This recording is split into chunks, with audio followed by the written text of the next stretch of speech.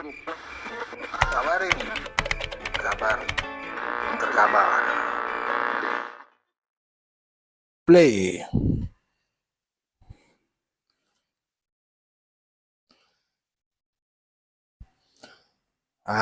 Ini yang kita nanti-nanti nih. Presiden Jokowi menjadi pembicara di Bloomberg Economic Forum. Semua bangku disingkirkan. Nah, kayaknya eksklusif nih narasumber utama Pak Jokowi di sini tuh. Thank you very much. We've had many wonderful speakers at this year's New Economy Forum, and the last is, I just compared him to the Rolling Stones coming on late. Last is one of Asia's great statesmen, Joko Widodo, or as we pretty much all know him, Jokowi. He began with a furniture business in his hometown of Solo, became mayor there, became mayor of Jakarta, and most famously was president of Indonesia for 10 years until last year, 2024, and now has returned back to Solo.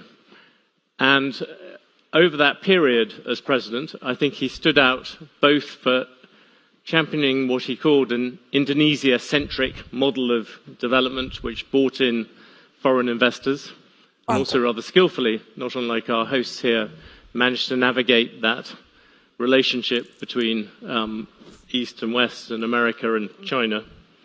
And the second, he was famous for a very inclusive style of politics, which we all hope survives in Indonesia after him. On a personal note, I would say that as a journalist, you tend to spend a lot of time wandering around with politicians around the world, and two things have always stood out about Jokowi. The first is he is unusually courteous to just about everyone he meets. But the second thing is, as a street politician, I would put him up there with the best, with people like Bill Clinton and Jacques Chirac. You can wander around a market with him, you could wander through a shopping centre with him, you could go to a factory, and his ability to connect with everybody is a phenomenal thing. So there he stands, both as President of Indonesia and a street politician, which he says that's what explains where he came from. You will hear from him now, but we're going to have a video first. Thank you.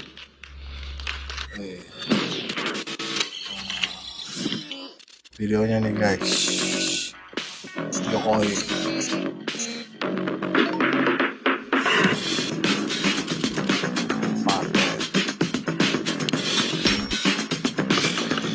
Aku ini Pak Jokowi itu yang salah Pak.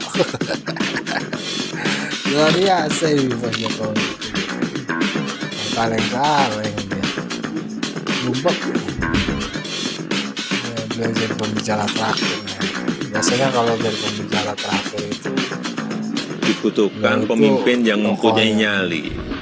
Dibutuhkan pemimpin yang berani mengambil keputusan. Dibutuhkan pemimpin yang berani bertindak. Dibutuhkan pemimpin yang berani mengambil risiko.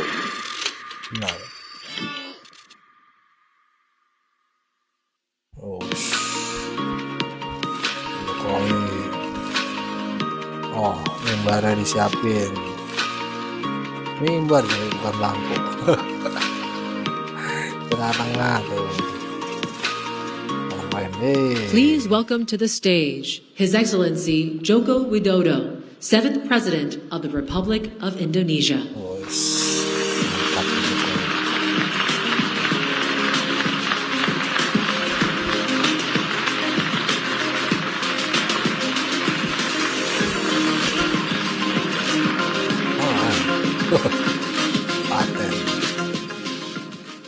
Thank you, John.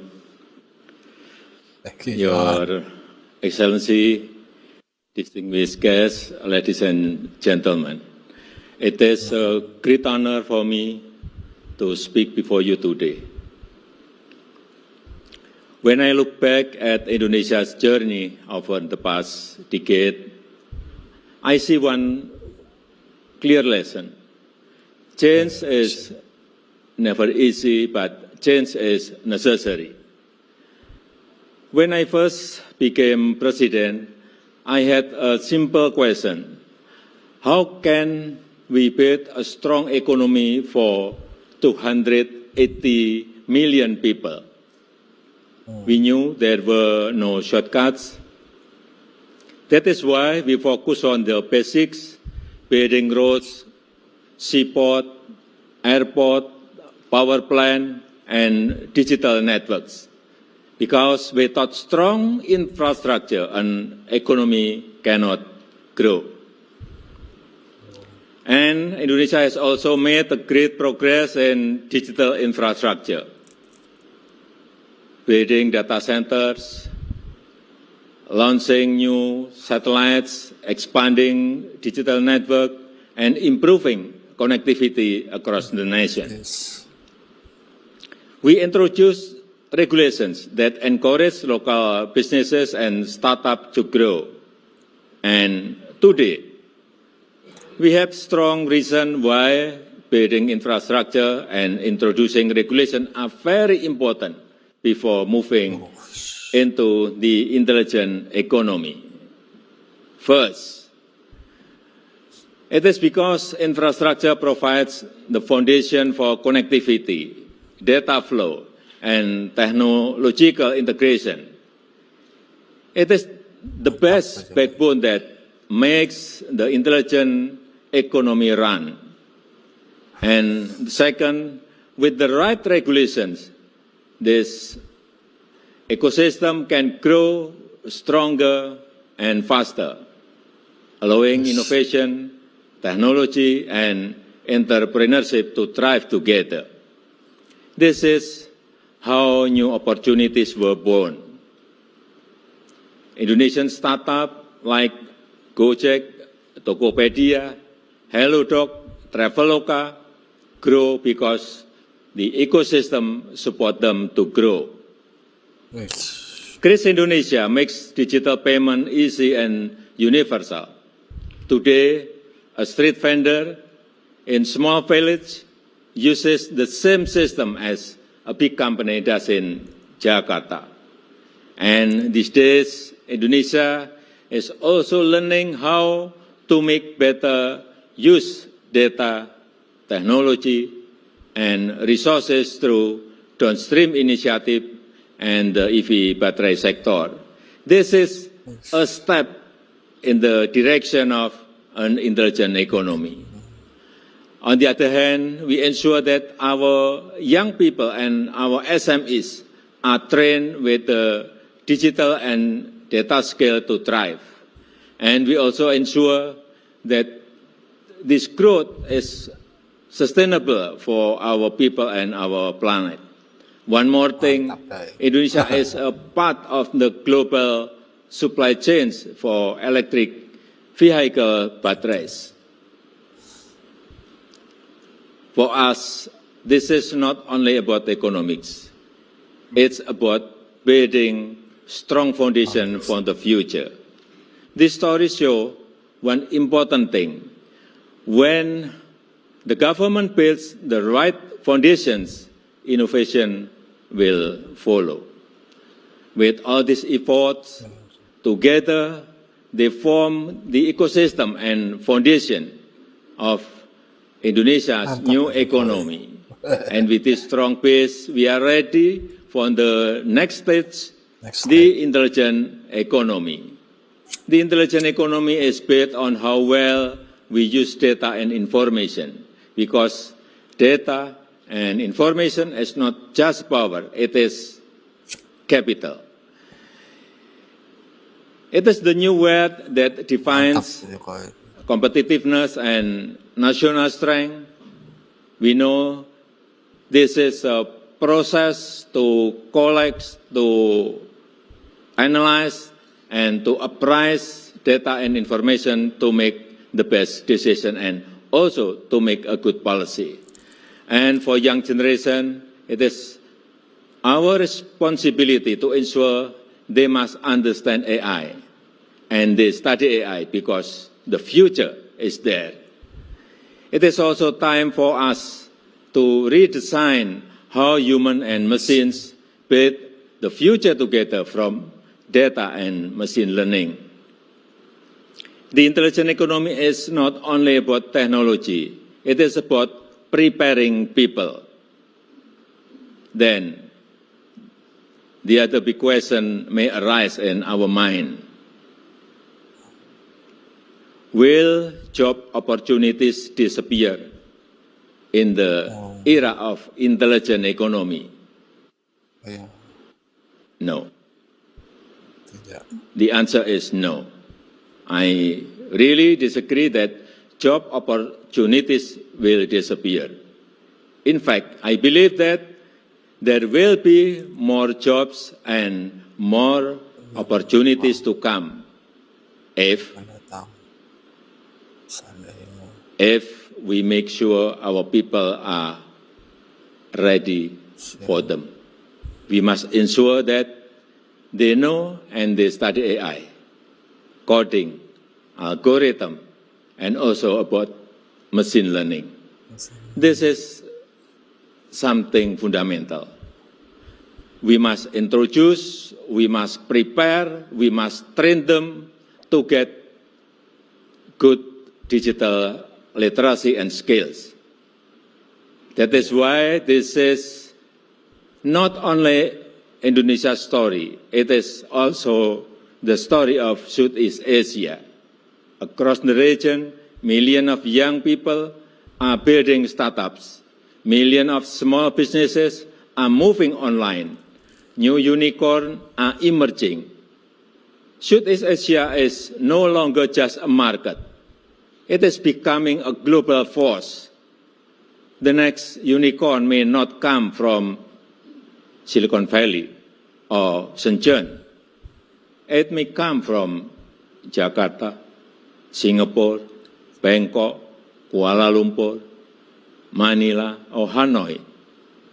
On the other hand, by applying the intelligent economy, we should redefine our system. We should redefine our process. We should redefine our strategy to get better income, to get better economic growth, to get better life for the people.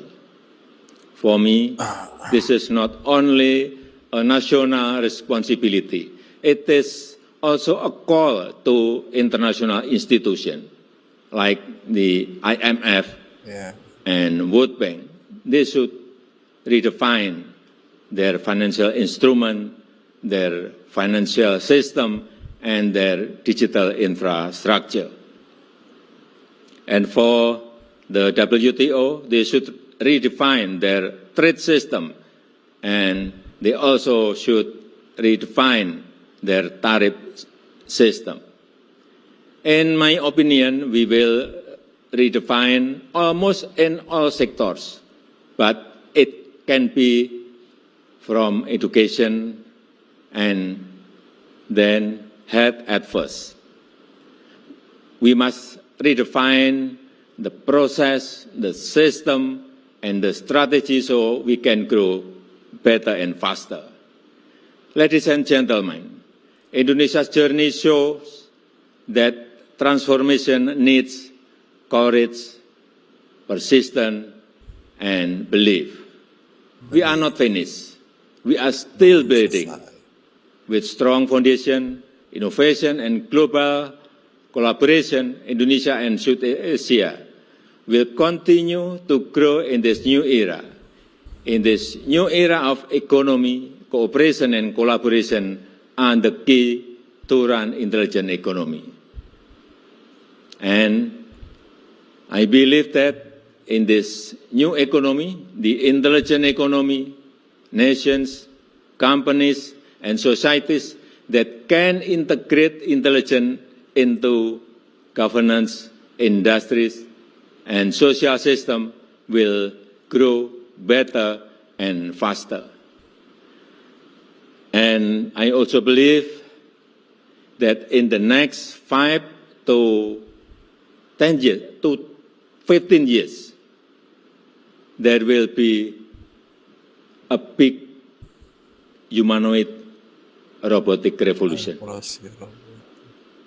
and there will be a big AI revolution.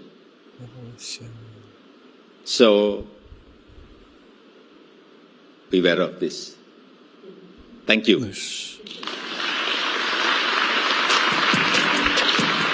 Luar biasa Bapak kita yang satu ini.